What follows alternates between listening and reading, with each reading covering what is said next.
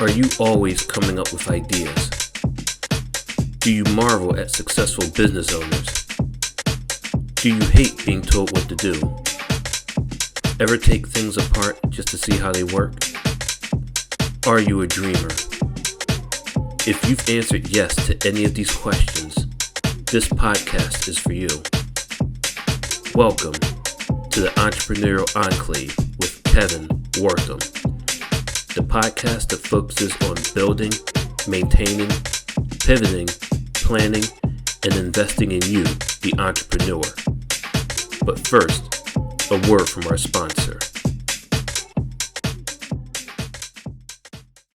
Pro Tapes and Specialties is the world leader in tape manufacturing and specialty conversion with over 40 years of experience. In addition to our pro brand of high-quality specialty adhesive tapes, we provide contract converting services that help improve your profitability, streamline your supply chain, and reduce inventory cost. We offer the most complete range of converting capabilities in the industry, such as cloth tape, double-coated tape, specialty tape, paper tape, masking tape, vinyl tape, carton sealing tape, adhesive transfer tape, duct tape, foam tape, electrical tape, filament tape, foil tape, reflective tape. And the tape just keeps on rolling. Visit us online today at www.protapes.com or call us at 800-345-0234. Pro Tapes, it's just how we roll. Okay, welcome to another fantastic episode of the Entrepreneur Enclave. I am your host, Kevin Wortham. This is Life's Coming Attraction. This evening, we're going to do something special, not necessarily talking to an entrepreneur, but this is my dear friend, Pastor Moses Flomo, and he is going to share with us the connection between the Liberian community, slavery, and African Americans. And so I've always been interested in finding those connective pieces, and Pastor Flomo is the expert, and so we're going to bring him on this evening to talk about that. Pastor Flomo, my dear friend, welcome. How are you?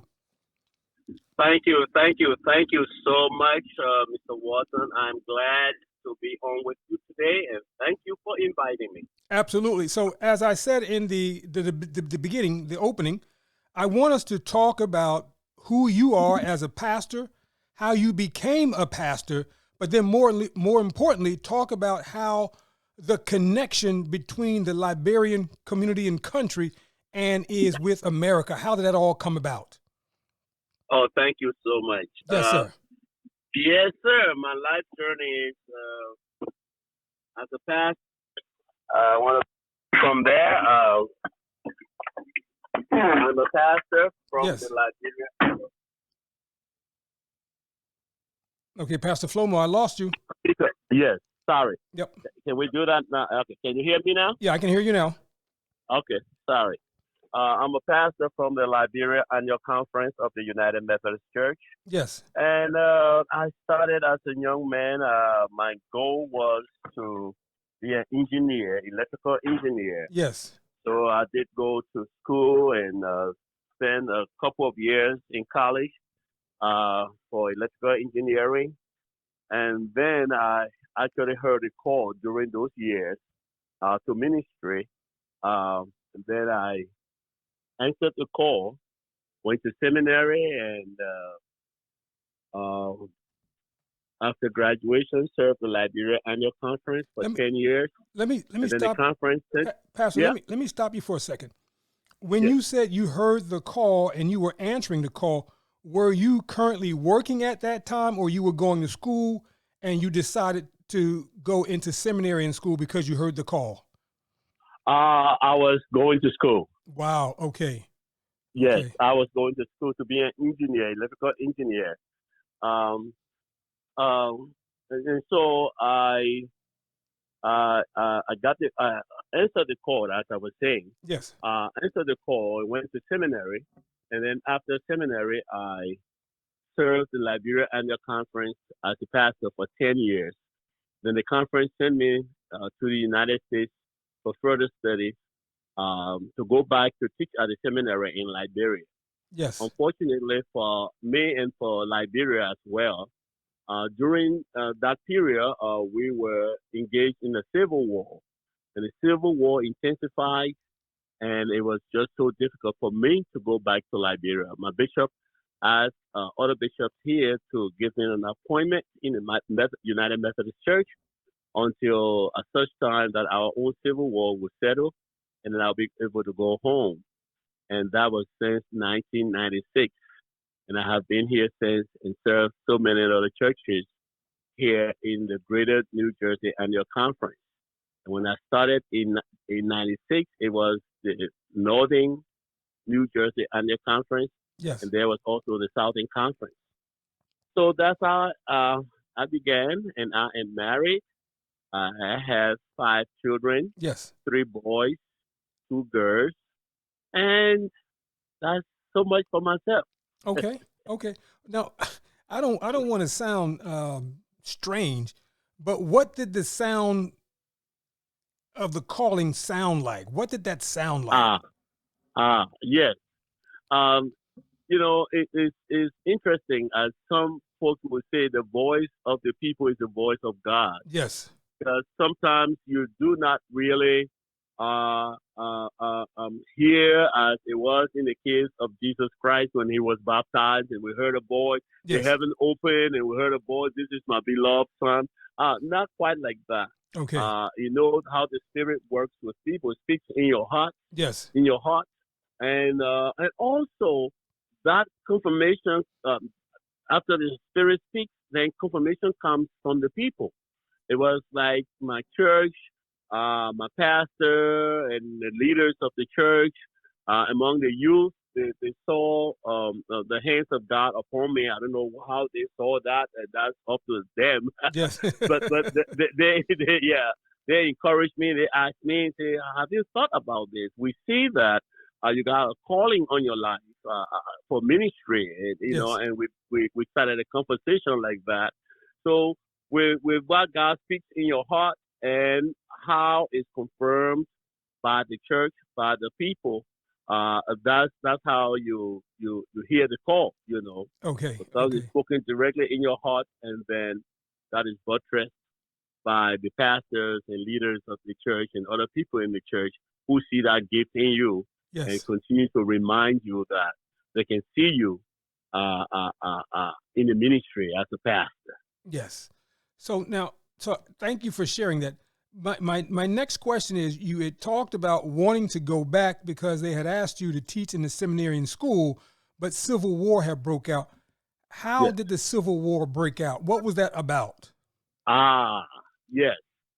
Now, that brings us to the second part of what you had asked earlier, yes. which is the connection between Africans, Liberian Africans, yes. and African Americans, and so on. You know very well of the slave trade in those days in yes. the 1600, 14, as far back as even 13th, 14th century. Yes. And then the slaves were brought to these United States and other parts of America yes. and Europe and so on and so forth. And most of those slaves came from Africa, yes. as you say. And they came from West Africa, from Central Africa area, the Congo region there. And so many of those slaves who were brought to the United States, they stayed here for years, in slavery, and then they had children, but always there were groups of them yes. who never forgot Africa. This yearning of Africa, yes. Yes. Yes. As you can tell, even from Alex Haley's roots, yes. Which tells the story of this African who later on was traced from the Gambia in West Africa. Yes. Kunta Kinte, as you have heard. So those slaves came. Those people came from all those regions, and some of them remembered, and some of them were always yearning to go back home to Africa. Coupled with that, there were also some elements in the American society who wanted these people to go back to Africa as long as they didn't have use for them anymore, so to speak. Yeah. They wanted to ship them back to Africa, so on. So as a combination of those forces, what we know today as the American Colonization Society, Yes. ACS, started finding emancipated slaves, free slaves, who were willing to go back to Africa. And so they sponsored those people to go back to Africa. And when they returned to Africa, the region where they settled was what we today know as Liberia. Yes. And when they settled on that land, there were indigenous, native indigenous people in that land.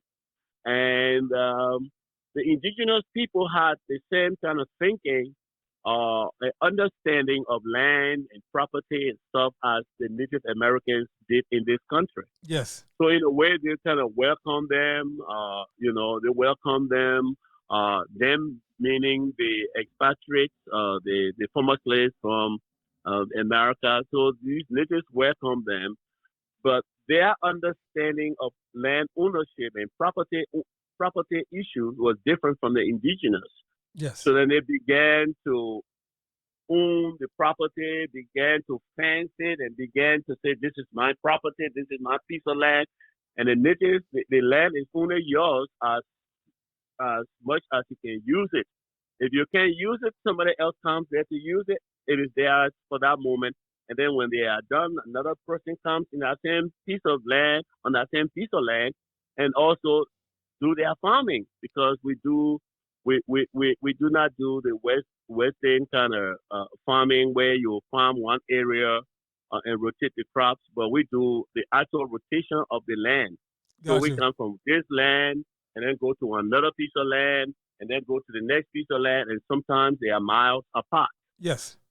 So their understanding and the returnees from here understanding of land was different. As a result, there was a conflict initially, because then those two cultures clashed initially, and that was quelled by the help of the Americans for the expatriates that had gone to Liberia. They helped them, and they were able to defeat the natives.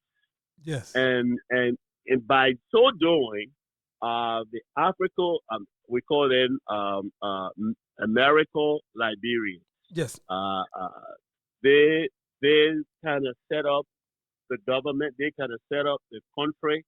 And from that time, which was the first batch of people arrived in that place in Liberia in 1820.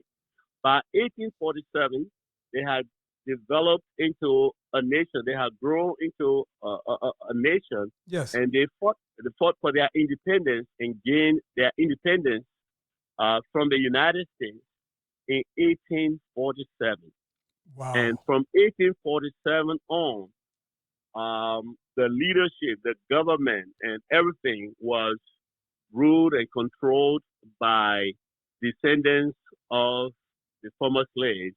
Yes. From the Americas.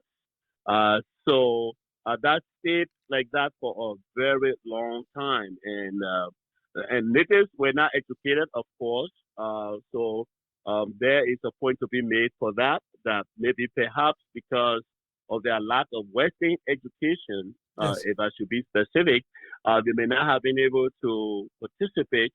But then, thanks be to God, through the efforts of the churches, the Baptist Church, the Methodist Church, Catholic Church, those churches, through the effort of those churches, a lot of the natives got educated through mission schools established by those churches, from Sunday school and teaching and educating the natives to read and write.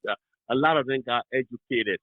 But even when they got educated, it did not make a difference to the African American Liberians. They reserved the jobs. The economy was 100% for them and their descendants. And in a way, they said, Jim Crow and Yes. everything they knew here, they set it right up there in Liberia. And you know what, Pastor? That was, as you are saying, I'm thinking, man, the same thing that the white folks did to us, we go back home and we do it to our own kind. Wow. That's right. But you see, Kevin, Yes. I do not, yes, they are responsible partially, but and I say that for this reason. One of the reasons why people who have been abused tend to be abusers of other people too. Yes. Yes. That the reason is that sometimes people get to the point where if they don't know what to do, then they do what they know. Yes. And you have been, the person has been abused, and as painful as it was for them when they went through it and said you will not even wish it on your worst enemy. Yes. When push comes to shove and you don't know what to do and where to go, you turn right back to the thing which you know.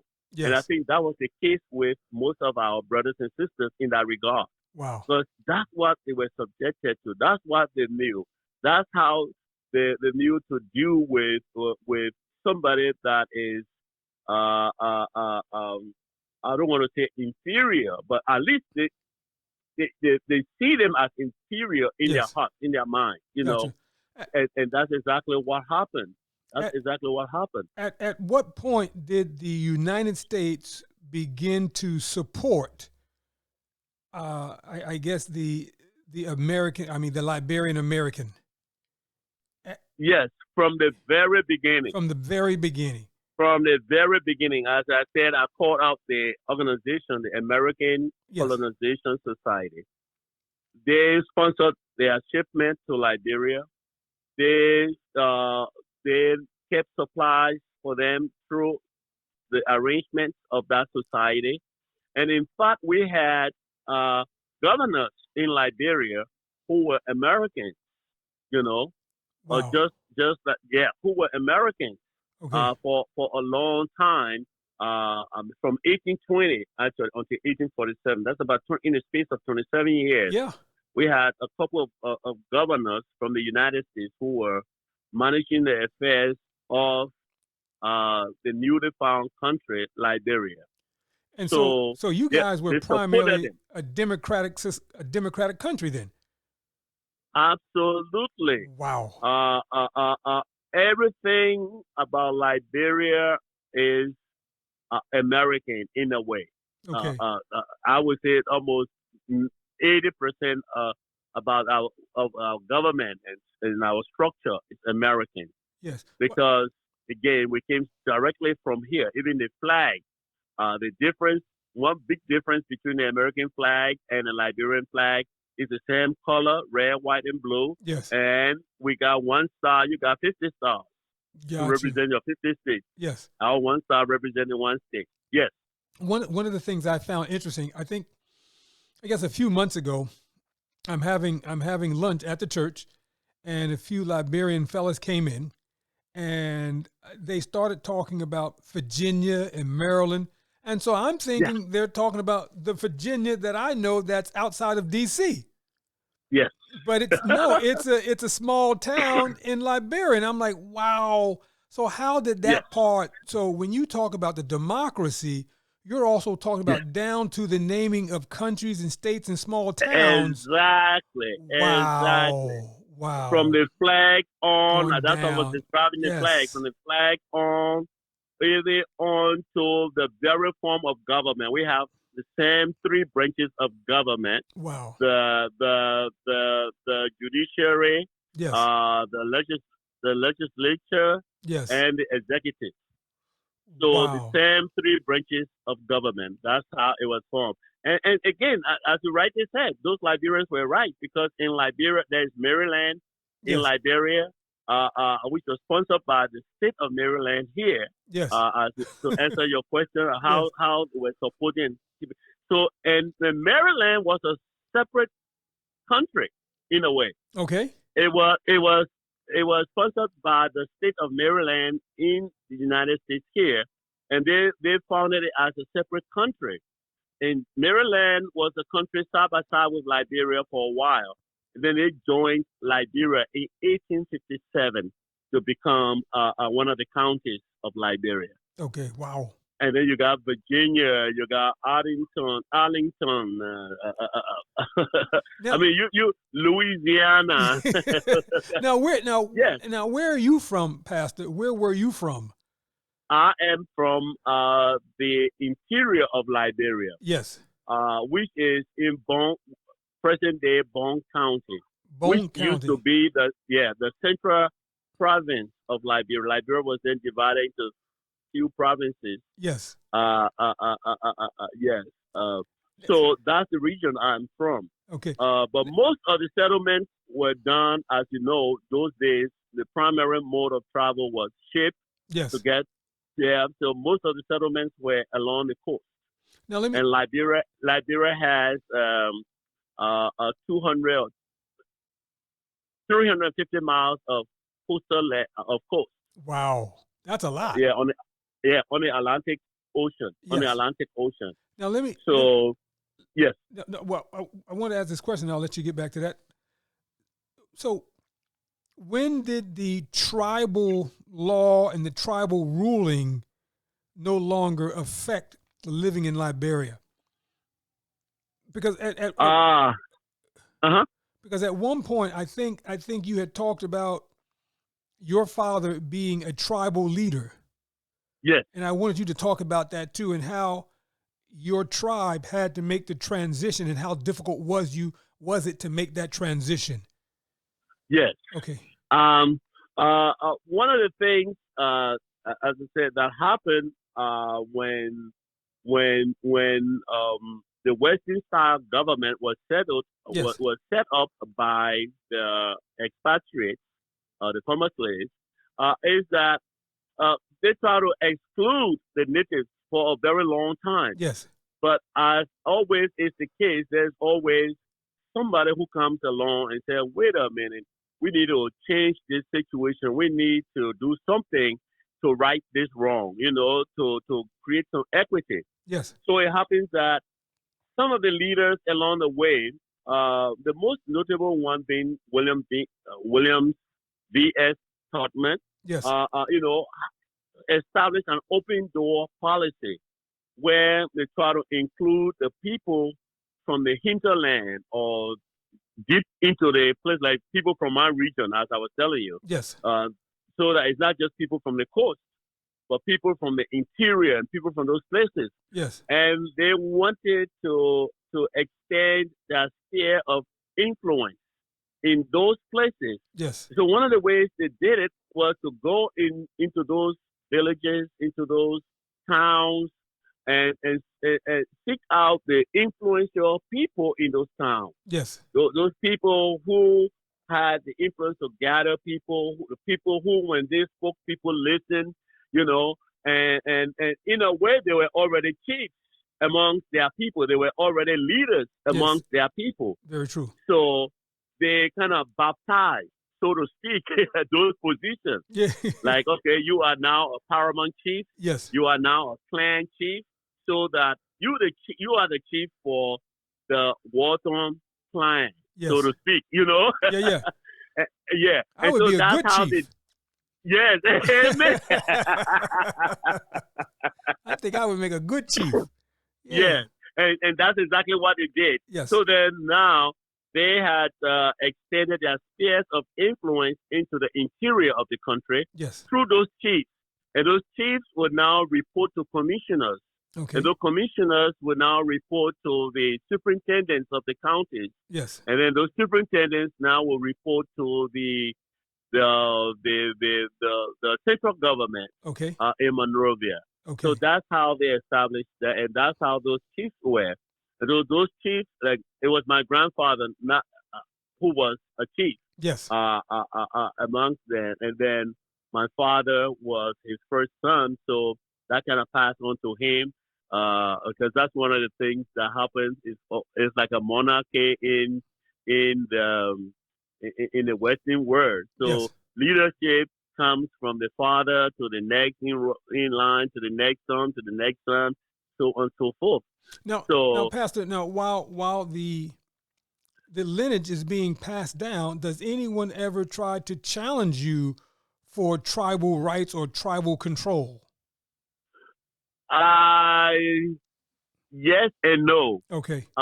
Yes, in the sense that you always got to be alert, because one of the things that happen with that most people don't know about Africans is that the things that the Europeans practice, you'll be surprised that Africans practice that same style in terms of heritage, in terms of passing on leadership. Yes. Just like in a monarchy, the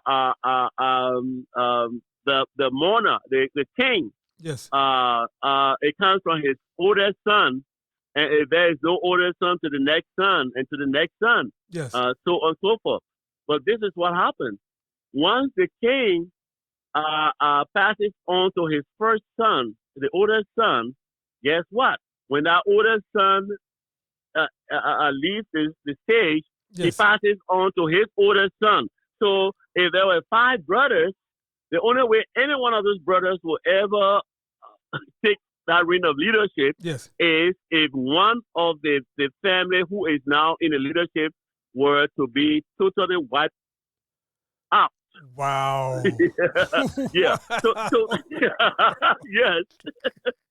So that challenge was always, it was not open rebellion and stuff, but they were always seeking to do you in. They were always seeking to get rid of you. Because Absolutely. the only way any one of them can inherit is if you are gone. Yes. For instance, my own case, I'm telling you, it came from my grandfather to my father, because my father was his first son. Yes. And then I am supposed to be next in line Yes. after my father, because I'm his first son. Gotcha. So imagine, his brothers, who are my uncles, wanted to take that leadership. They had to wipe my father's entire family off the stage.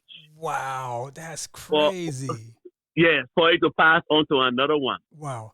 Now, So we Africans and Europeans were together on that same in that regard. now let me ask this question. Now, while your grandfather and your father are ruling your tribal land, right? What connection are you having with the American government in terms of them creating policy or letting you know about policy? Yes. Is there a connection at that time? Yes, there's connection. There's connection. We pay taxes to the government just like that, Yes. and they back the chiefs and the chiefs. They work with them. They were the recognized authority in those tribal lands. Yes. So that everyone respected them. If you disrespected the chief, you disrespect the government, and you could be dealt with accordingly. Okay. But what I guess I'm saying, the enforcement of law, the enforcement of policies, who did that? Did the tribal leaders do that, or the government, after you shared with the superintendent, did he or she come back down and say, we're going to bring our officers or bring our soldiers here to enforce this policy? Locally, the chief exercised the power. Okay. But if the chief was disrespected, or if there was a rebellion, a revolt, then the chief will call out to the superintendent. Yes. And the superintendent will call out to Monrovia, and then they will send down soldiers. It's just like this country. Okay. It's every state kind of is governed by the governor and the leaders of that state. Yes. But you are under a federal situation, so that there is an overall federal government. Yes. So that if something happens in a state that is beyond the power of the state, or that is too difficult for the state, they can always ask for federal help, and then they can step in. That's, even though ours was not on that larger scale, but that's about the same thing. Yes. Yes. Wow. Interesting. But okay. Yes. Now go back to your father passing down tribal control to you. Yes. So yes. So even though I am here, yes, I am still the recognized chief of my village. If you were to walk with me to my village, you will say to yourself, I didn't know this guy was that important. but Pastor, well, listen, okay, now that we're doing that, how important are you? How large is your village? Oh, actually, my grandfather had 7 villages. What? Yes. And how large was each village? Right now, our tribal land is equal to the last time I checked it, it was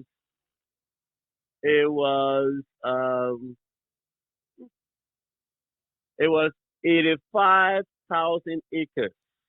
What? Yes. And so 85,000 acres. There's 7 tribes. How many people compose? No, not 7 tribes. Just 7 villages. It's the same tribe. 7 villages. And how many people? Just 7 villages. How many people are total? That's a difficult one to count. Okay. This is how it works. My grandfather had 7 wives. Oh, now I know that's strange to you. Waiting there.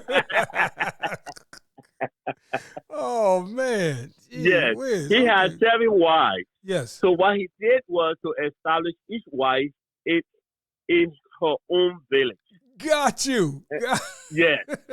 So that wife and her family and her children owned that village and the land surrounding that village. Yes. And then the other wife and her children own that village and the land surrounding that village. So that's how we got so much. Yes. But then overall, just like when he was alive, the grandfather, when he was alive, he was the overall owner of all 7 villages. Yes. So the person who comes in as chief also oversees all 7 villages. Wow. Yes. Wow. So you think that there's more than 1,000 people, Pastor? Oh yeah, far more than 1,000 people. Yes. And you could walk in any one of those villages and they would recognize you and give you respect. Absolutely. Wow. If I say, come, there is a meeting, they come. If I say, I'm going to tax you 5 bags of rice and I'm going to tax you X, so they're all going to honor it. They're going to do it. Now, but how do you control the tribal, the villages if you're here in the United States? Are you constantly on the phone? Is there someone like a deputy? Is there like a deputy chief that makes sure that, rule and management is adhered to? How does that work? Yes, that's exactly how it works. Okay. So when there's an important matter, then they ask my advice and consent. Okay. But in my absence, there are brothers and there are uncles and aunties who are overseeing things, running the everyday affairs of that. Man, this is exciting. So you literally could go home and control all of your resources. That's correct. Wow. But now my next question is, if you could do that, why didn't you do that? And do you find United States to be much more appealing to you now? Well, the thing is, first and foremost, as I told you from the beginning, yes, I actually came to study to go back home. Yes. And I am grateful and thankful, eternally grateful and thankful for the United States. Yes. For hosting me, for doing all the opportunities they provided, for all the great things they have done. Yes. But as I say, I am still a son of that soil, and I am still in the place where I go home to assume my responsibility. I was just there. Yes. In July and August, 2 months. Okay. And I visited every one of our villages, and it was great celebration. It was big celebration every time I stepped there. Now, obviously, when you go back, you're not Pastor Moses Flomo. What is your tribal or village name? Belamu. Belamu. Belamu. That's correct. Yeah. And what does that mean? There is a cotton tree. Yes. It is It's not a cotton tree. It's God, what's the name of the tree? I can't recall the name. But it's a big tree. Yes. And the village was built under that tree. Oh, So wow. they Okay. are saying the name of the village means under, which is the tree is Bella. Bella. When you say moon, Yeah. Bella moon, they say honor Bella, so to speak. Yes. So it's under that tree. That's the name of the village. Wow. Wow. And Yes. so, wow. Listen. I am going to travel to Liberia with you one of these days. One of these days. Man, we're gonna have ourselves a blast because I'm with Pastor Flomo. Man, I won't even have to bring my wallet. I'm with Pastor Flomo. Wow. So what are some of the activities that you oversee? You oversee the education, the housing, the economic development, and you also control resources. What resources are active in your village? Like that. One of the resources is actually gold. Gold. Wow. But yes, gold is very, very much active in my area. Yes. And then we got cash crops like rubber, palm, coffee, cocoa. Yes. As a matter of fact, when I took some pictures under a cocoa tree when I was just there. Yes. Yes. I'll show you those pictures sometime. But what I'm saying, Pastor, so you've got all these resources in throughout your 7 villages. Now how do you get profit from that? So you have to lease the land to a larger company that would come out and produce, or do you produce and they come and export, or do you do the exporting yourself? Yes, that's exactly what we are working on now. Okay. Initially, it's done on a very low scale. Yes. It's just basically the families doing what they can do with the rough tools that they had. Okay. Hoes, cutlasses, diggers, and those kinds of stuff. Yes. So one of the things I'm working on right now is to be able to get there when I go back and kind of establish mills and stuff like that, where we can process and package and export. Yes. That kind of stuff. So like rice mills, I will be able to clean up the rice, those who make rice farms and stuff, and those kinds of stuff. So that's the project I'm working on. Well, Pastor, right now. Pastor But for a long time, we were not able to do much of those kinds of stuff because to do it, you need a capital, and the capital is not available. Yes. Now, I understand that part. Now, how does education work in your villages? Are the kids going through school, or does education take place? How does that work? At this time, I was totally pleasantly surprised. Yes. When I went home, that there was a school in my village. Yes. Okay. And from my village to the nearest school was 12 miles. Wow. And I used to walk 12 miles to school, 12 miles back home. What? Oh, every day for school. Yes. What? That's why it is. Yes. Man, I would be late every day. Wow, I would be late every day. Yes. So now what we have is that we work with the government to establish schools. Yes. In schools, because when I went to school, it was not just me. Yes. There were brothers and sisters from the village who went to school with me. Yes. It's not all of us that were privileged to go to college. Yes. And not even all of us were privileged to finish high school. Okay. So there were those who did 7th up to 8th grade, up to 9th grade, some high school, and went back to the village to live. Yes. So those ones, because they are there, we use them to establish the school so that at least they can teach the children of the village. Yes. While they are younger, up to 3rd or 4th grade. And once they get to 4th grade, then they have to move to the school that I used to go to. Yes. Now they are older enough, they are bigger enough, and now they have other means of transportation than we had when I went to school in the 70s. Yes. You know, Well, in the 60s and the 70s. So then once they get into 4th or 5th grade or 6th grade, then they move on to the big town, the yeah. big town school, which I attended.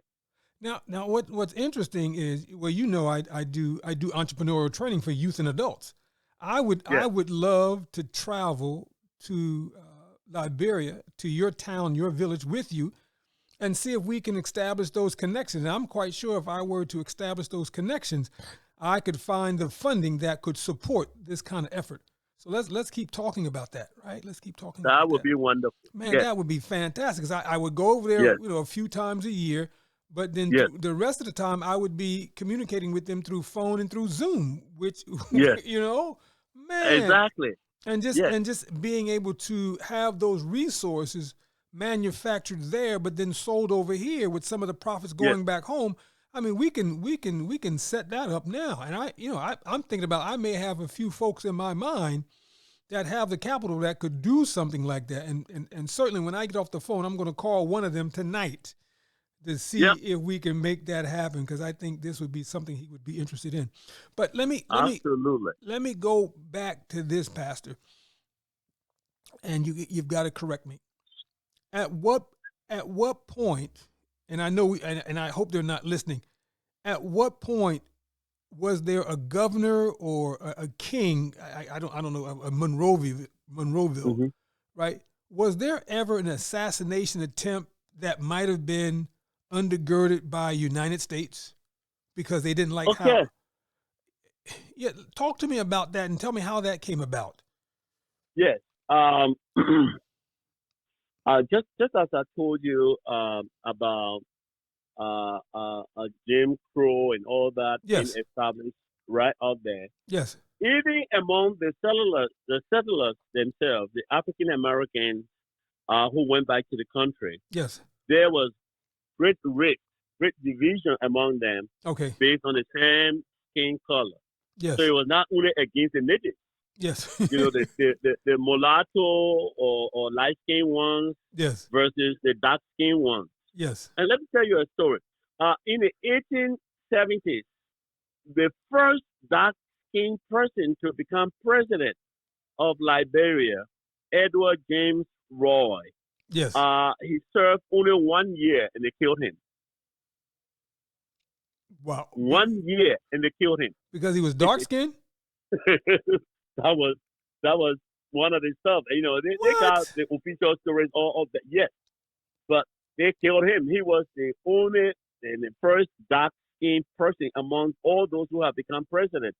Wow. Almost all of them were mulattoes. Almost all of them. He was the first one in the 1870s. And they did not rest until they killed him. Now, if I understand correctly, when you say mulatto, that's of mixed race. Yes, exactly. So wait, but this is the motherland. This is Africa. This is Liberia. How do we get mixed race over there? I just told you they went there, right? I told you American Colonization Society. Yeah, but the Americans slaves from this country, but they were mixed race. Okay, guess what? Our first president, when they gained independence in 1847, our first president was born in Richmond, Virginia. Richmond, Virginia, right here. I got that and I understand that, but when I hear the word mulatto, I'm thinking. Yeah, but many of them were mulatto. That's what I'm trying to tell you. Many of them who left from here and went back were mulatto already. Okay. Now I got it. Okay, so when they were mulatto here already. Yes. Got you. Yes. Yeah. Oh my God, we messing up all over the place. Yes. Wow. That's what I'm telling you. If you look at our history, our first few presidents, some of them were born in Ohio, some were born in West Virginia, some in Virginia, some in New York. Our first few presidents for the country. Yes. They were among the people that left from here. And their children too came. So most of them were mulattoes. Wow. So when they left, they were mixed. They were dark skinned, mulatto. It was a whole same group of them that are here. Yeah. That's how it was. So that's how they went back. But then when they went back, they did the same thing. They started fighting among themselves. I mean, distinguishing among themselves dark skin versus mulatto or light skin and all that stuff. Wow. So it's not just an American thing. It's just a universal thing. Yes. Wow. Yes. Wow. Yes. Okay. So, but imagine too, they took it from here. Yes. That's what they knew from here. And you So did it say was that nothing earlier. new for them. Yeah. Yeah, they just went and established exactly what they knew from here. They did exactly what they did to them here over there. Yes. Yeah. Wow. So that was one of the first assassinations for the leader of the country, Edward James Ross. But what happened in 1980 was, as I told you earlier, that no matter how educated the natives got through the efforts of the churches, the mission schools, the stuff they had established, natives even got educated by the churches who sent them abroad to get master's and doctorate degrees. Yes. When they went back to the country, they were still treated as insignificant people. So if you were an African American like you, and your name is Kevin Walton, yes, and my name is Flomo, yes, even if I had a PhD and you were just a high school graduate, you're going to be my boss on the job. Wow. You're going to be my boss on the job, and I'm going to be working under you. Wow. Because you are American Liberian, and I am native Liberian. Wow. So that was that kind of discrimination that was going on. Yes. You know, that culminated into the assassination of the last, we call him the last president who was of American Liberian stock. Yes. William Richard Tolbert. Wow. In 1980. So the natives had grown restless. They had sent their children here. They had PhDs in government, PhD in economy, economics, PhD in this, and all a master in this, master in that. And they couldn't get good jobs. And even if you got a good job, one of these guys or girls from these name groups would be your boss. Yes. You know, and you were always down there. So that came and culminated into the coup of 1980. Yes. But that's the official explanation for it. That's one factor to it. But the second factor is really multinational corporations and that had a stake in it, because this Talbot guy was really one of the first presidents among the American Liberians who had the country at heart, and who wanted to lift up the natives and work with them and to promote them, to work with them, to improve them. Yes. He was one of the best in that regard. But his problem was, when he got there as president, he began to talk to these multinational corporations, those people who were cutting down our logs from our rainforest in Liberia. To this day, Liberia is still 50-60% rainforest. He said, look, if you are cutting down our logs, then you have to create a factory, build a factory here, and process these things here, and we can use them locally and also export some. Yes. You know, he turned to the iron ore companies, and there were several of them in Liberia. We had the Liberia American Mining Company, LAMCO. Then we have Bone Mines, which was the Germans, and then we have LMC, which was Liberia Mining Company. Yes. We had different iron ore companies. To this day, we still have Liberian ore is one of the highest grade iron ore in the world. Wow. So they were mining iron ores and shipping the raw materials here. And he turned to them and said, look, you are mining iron ores. Why don't you build a steel plant here that can create jobs for our people, and that we can have steel rods and stuff to build our homes, to build our bridges, our roads, and stuff like that, you know? and he turned to the people. Up until 1985, the largest rubber plantation in the world was in Liberia, 1 million acres of land, operated by an American company, Firestone. Firestone, yes. Firestone, yes. They operated that. He turned to them and said, look, since 1926, you've been taking the raw latex and send them overseas. Yes. Why don't you build a factory here that can create jobs for our people, but also we'll be able to get rubber products that we can make rubber plates, rubber forks, plastic rather, not rubber. Plastic forks and knives and stuff like that, plastic utensils. We can do those things here. We'll create, sneakers and those kinds of stuff, work and build those things here. So the moment he started with those multinational corporations, that was the beginning of his downfall. Wow. And they got mercenaries to really get rid of him, to kill him. Wow. Yes. So true, there was that big rift between the natives and the American Liberians. Yes. But they used that as a pretext to do what they wanted to do because of his challenge to these multinational corporations. Wow. Yeah. And when that happened, they gave us one of our lowest ranked persons in the military, a master sergeant, who had not completed high school. He was sitting guard at the executive mansion, the equivalent of your White House here. Yeah. And they just came to him and said, hey, you don't have a president anymore. Go be the president. And we'll still continue to support you. Yes. And that's how he got that. Wow. Yeah.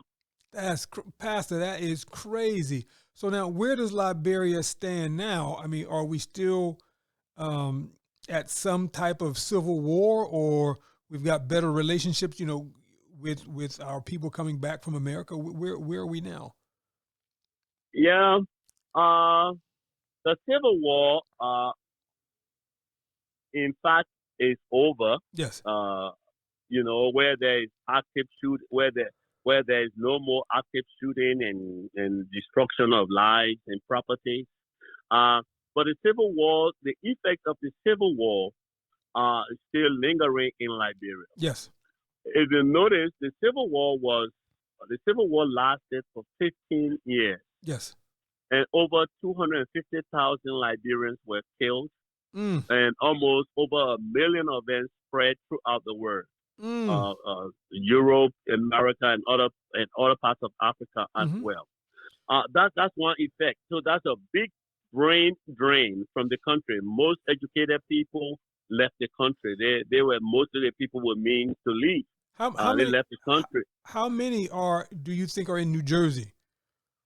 Ooh! How many Liberians or how many educated people? No. How many Liberians, Pastor? Oh my goodness. New Jersey here, the Lehigh Valley area here is one of the most concentrated place for Liberians. And why is that? Concentration of Liberians. Because most of the people who were resettled on this East Coast, yes, were brought around here to New Jersey, New York, and remote for us. For most of us in Africa, New York was our major port of entry for a long time before places like Boston and other places started springing up. Yes. Yeah. Okay. So they always came around this area. Okay, so around the New York, New Jersey area. Yes. Yeah. So most of that, and as always is the case. So once the first few people that settled around here, yes, when new ones came in, they came around to where their people were. And that's a direct response to the establishment of African United Methodist Church. It was these immigrants who have come, these refugees who have come and have become immigrants. Yes. They needed to worship in their own style, in their own stuff. And so Reverend Boyd started the ministry with them. Yes. So African United Methodist Church is really a church of all denominations. Yes. Because whatever Liberian came at this time, because of the style of worship and stuff, even though we all do speak English, whether they were Baptist or Presbyterian or Lutheran or whatever their denomination was in Liberia, yes, when they came here, the only place of worship they had for Liberians was what became African United Methodist Church. Wow. Okay. Yeah.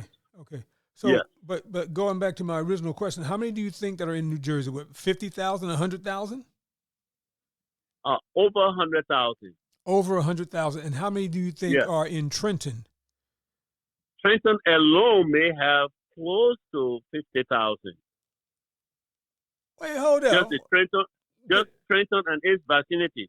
Okay, Trenton and vicinity, because I'm saying, man, if Trenton is 50,000 Liberians, no. I mean the Trenton, the whole vicinity. You know, gotcha. Lawrenceville, Hopewell, all those other places around. Yes. You know, we just call generally the area Trenton, but it's not the city Trenton alone. No.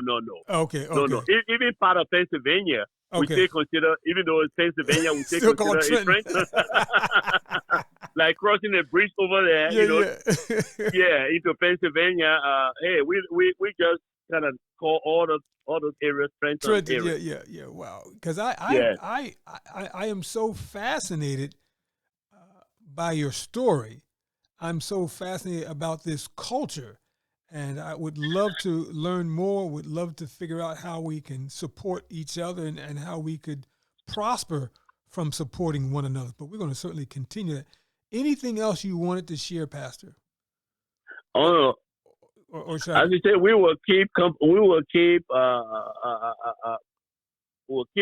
the conversation. Absolutely. And I want to thank you for giving me the opportunity to share some of our history in this Black History Month of February. Yes. And I so do appreciate it. And thank you so much. No, Pastor, for me, you are absolutely welcome. You are my dear friend. I love your spirit. But more importantly, I just wanted to hear your story because I knew there was a part of it that other folks could relate to.